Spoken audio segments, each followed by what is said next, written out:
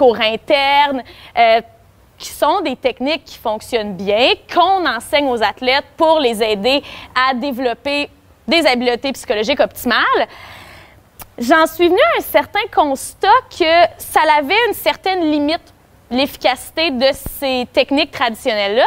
Donc, de plus en plus, moi, je me suis mis à travailler avec les coachs, avec les préparateurs physiques, puis on a commencé à se questionner sur est-ce qu'on peut faire de la préparation mentale directement sur le terrain, sans être consultation comme traditionnelle, comme vous pouvez l'imaginer, là, que moi, je suis assis dans un bureau, puis que l'athlète, il vient, il s'assoit devant moi, puis là, on parle de différentes choses.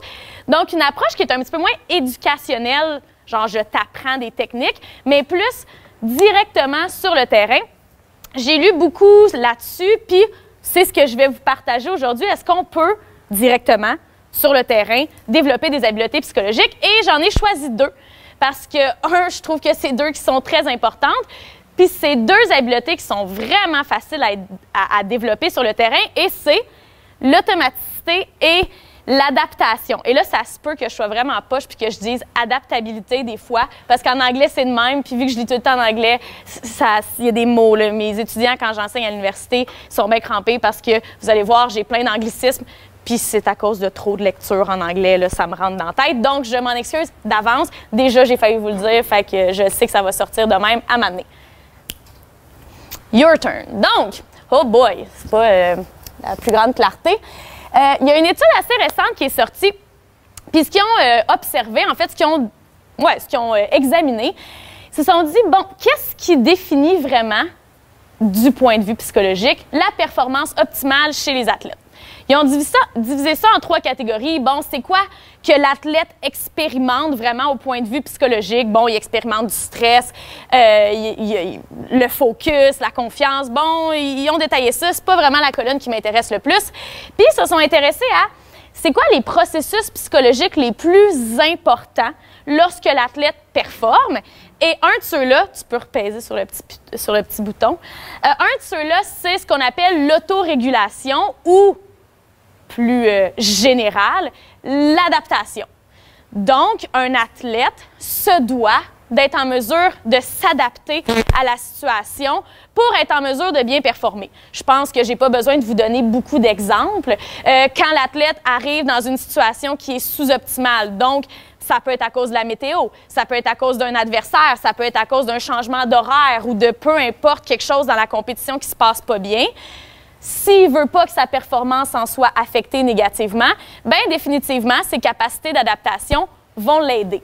Malheureusement, les athlètes, bien qu'on puisse penser le contraire, ont souvent pas beaucoup de capacité d'adaptation.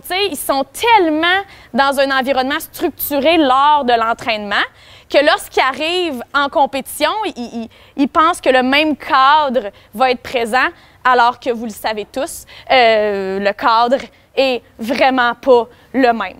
Je viens de passer 2 mois à alterner entre l'équipe nationale de natation et l'équipe nationale de water-polo avec lesquelles je travaille.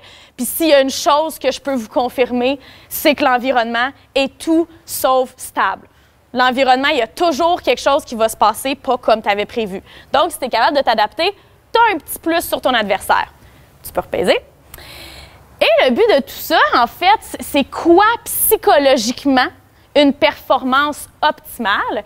Bien, c'est une performance qui est automatique.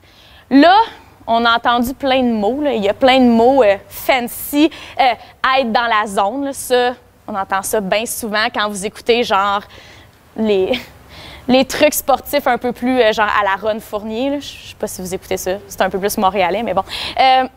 Donc, on a la zone, on a le flow, mais je pense que de façon plus scientifique, on pourrait définir, au point de vue psychologique, la performance optimale comme étant une performance automatique. Et moi, je trouve que c'est ça le but. Le but de faire de la préparation mentale avec les athlètes, c'est de les amener à être en mesure de libérer cet automatisme-là lorsque ça compte.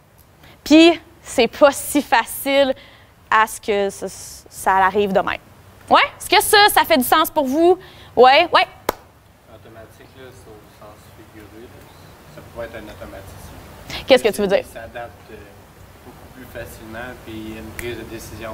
Ben, en fait, c'est ça. Ben, l'automatisme est un processus cognitif qui mène à l'impression que tu n'as plus besoin d'y penser pour le faire. Puis je vais